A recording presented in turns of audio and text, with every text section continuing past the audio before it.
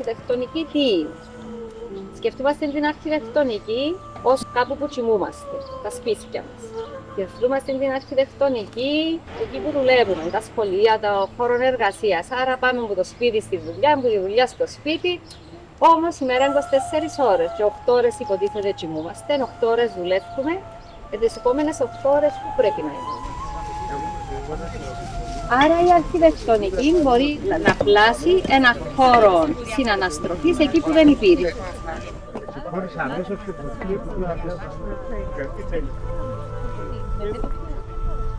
Και άρα που τσάβε πάει, τι είναι η φιλία των ανθρώπων, τι είναι το πράγμα, να κάτσεις μαζί.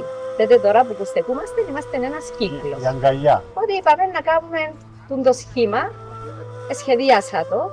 Σχεδιάζοντας το, άρχισα και σκέφτομαι ότι πρέπει να λέει και το σχήμα κάτι παραπάνω.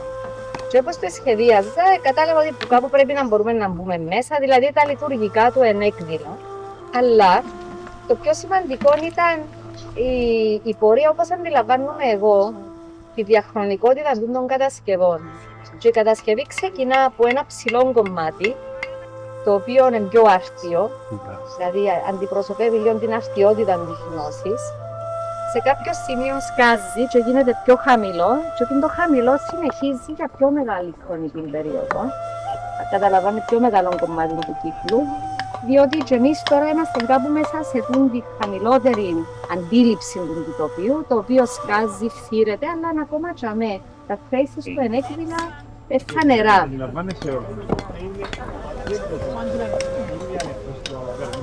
Αν προσπαθήσουμε να ποσοτικοποιήσουμε, να πιάσουμε μια ιστορία και να την ξανατοποθετήσουμε μέσα στη γη, αρχίζουμε και βλέπουμε τα πράγματα διαφορετικά.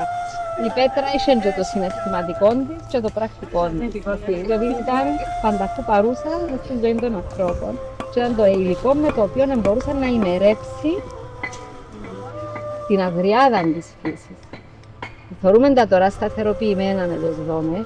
Φαντάζεσαι τι σήμαινε να βλέπεις και τους χήμαρους. Οι δόμες χτίζονται για διάφορους λόγους, είναι για να συγκρατούν το χώμα, για να στεγάσουμε τα ζώα μας, είτε στα χωράφια είτε στο σπίτι. Ναι, θα χτίζαμε ένα πολυτελέστατο σπίτι για τα ζώα, για να χωρίσουμε τα χωράφια, για να δημιουργήσουμε δρόμων, για να περνά ο κόσμος και να μην πηδούν τα ζώα μέσα στο αμπέλι μας, ή για να μας κλέφτουν τα σκαφίλια. Επίσης, έπρεπε να βγάλουμε τις πέτρες έξω από το αμπέλι για να μπορούμε να το καλλιεργούμε. Όπως δεν υπάρχουν πέτρες άχρηστες που είπε η κυρία Σεβίνα, έτσι δεν υπάρχουν και άνθρωποι άχρηστοι. Απλώς πρέπει να χρησιμοποιήσει τον κάθε άνθρωπο και που του αρέσει και που του πάει. Λοιπόν, να δείτε με τι τέχνη θα χρησιμοποιήσουμε τις πέτρες που δεν έχουν σχήμα για να μας βοηθήσουν για να βάλουμε την επόμενη πέτρα. Εν περίπου 8 είδη το σύνολο του δεσιπέτρες. Οπότε βρίσκω την, βάλω την σειρά, κάνω διαλογή. Χρειάζομαι δεσές, χρειάζομαι μακριές πέτρες που να πιάσουν το πρόσωπο του τείχου του την μια και την άλλη, διότι εμπλατής ο τείχος ξεκινά 80 πόντους χαμέ και σιγά σιγά λεπτυνίσκει προς τα πάνω για στερεότητα.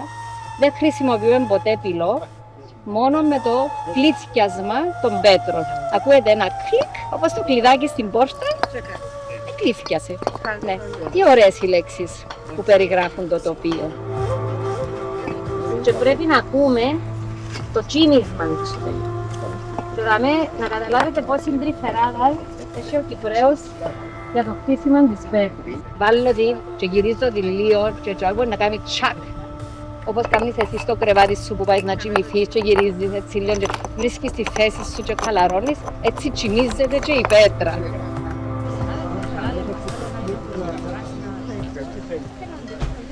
Ενώ ένα άειλη κληρονομιά η πέτρα, εξίσου άειλη κληρονομιά και το γλέντι που ακολουθεί. Και ολοκληρώνεται όλος ο κύκλος της αγροτικής ζωής. Είχε καλοπέραση, δεν ήταν απλά κόπο.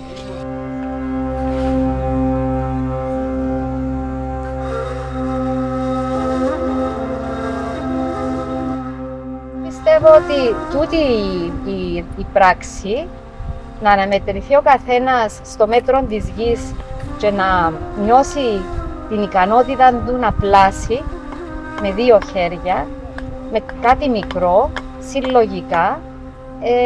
Πάρα πολλά όμορφη διαδικασία και εύχομαι να το απολαύσετε.